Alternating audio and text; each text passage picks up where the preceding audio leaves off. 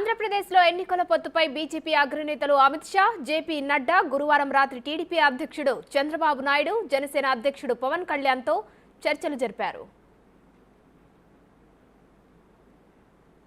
వచ్చే సార్వత్రిక ఎన్నికల్లో ఎన్డీఏ కూటమి 400కి పైగా సీట్లు సాధించాలని లక్ష్యంగా పెట్టుకున్న ప్రధానమంత్రి నరేంద్ర మోడీ పాత మిత్రపక్షాలన్నింటినీ తిరిగి దగ్గర చేర్చుకునే ప్రయత్నం చేస్తున్నారు. దీనిలో భాగంగా టీడీపీని తిరిగి ఎన్డీఏలో చేర్చుకునే అంశంపై కసరత్తు చేస్తున్నారు. ఇందులో భాగంగానే ఆంధ్రప్రదేశ్లో సీట్ల సర్దుబాటుపై అమిత్ షా, నడ్డాలు గురువారం రాత్రి చంద్రబాబు, పవన్ కళ్యాణ్లతో చర్చించారు. గురువారం రాత్రి 10:30 నుంచి 12:10 వరకు వీరి చర్చలు కొనసాగాయి.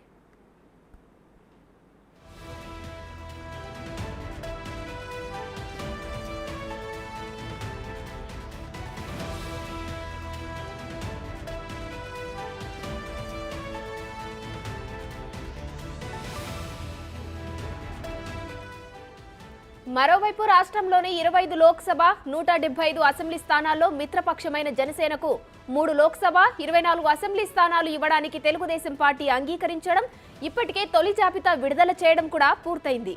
మిగిలిన స్థానాలకు అభ్యర్థులను ఎంపిక చేయాల్సి ఉన్నందున అందులో బీజేపీకి కేటాయించే సీట్ల అంశంపైనే ప్రస్తుతం కసరత్తు జరుగుతుంది.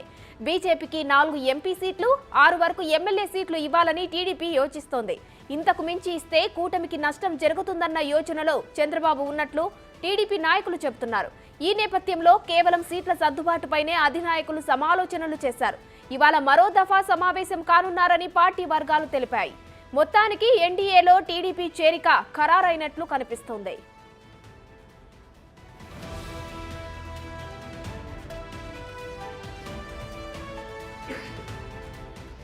2014 ఎన్నికల్లో బీజేపీకి టీడీపీ 4 ఎంపీ, 13 అసెంబ్లీ స్థానాలు కేటాయించింది. ఇప్పుడు ఆ పార్టీ 7 లోక్సభ, 10 అసెంబ్లీ స్థానాలు కోరుతోంది.